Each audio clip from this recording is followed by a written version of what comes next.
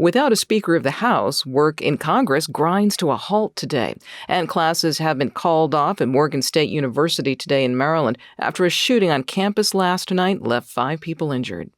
Good morning, I'm Corva Coleman from NPR News, and here are today's top stories. Work in the House of Representatives grinds to a halt today now that Congressman Kevin McCarthy has been forced out as Speaker.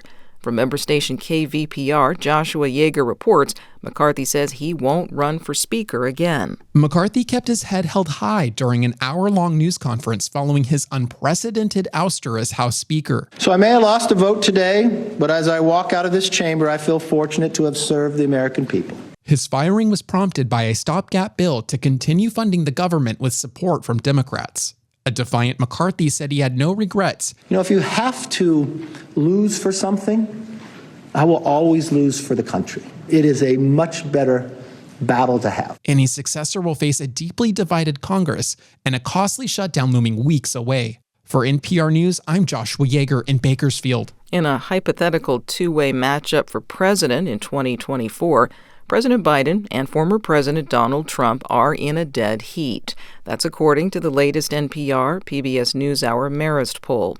As NPR's Danielle Kurtzleben reports, third-party candidates would make for a more complicated race, but it's not clear if they would spoil it either way. The poll also matched up Biden and Trump with a generic Green Party candidate, a generic Libertarian candidate, and another generic third-party candidate.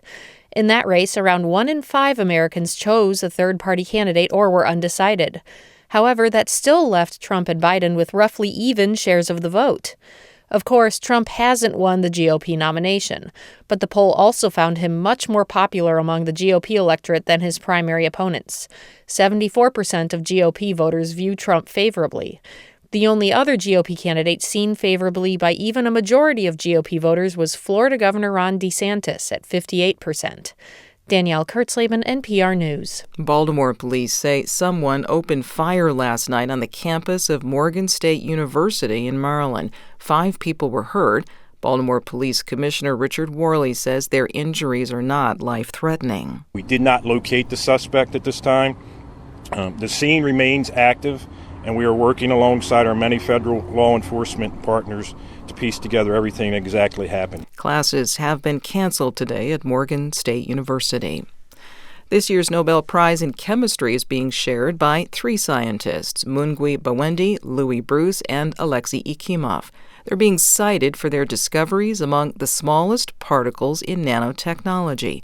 These so-called quantum dots spread their light from LED lamps, and they help guide surgeons when they remove tissue with tumors in them.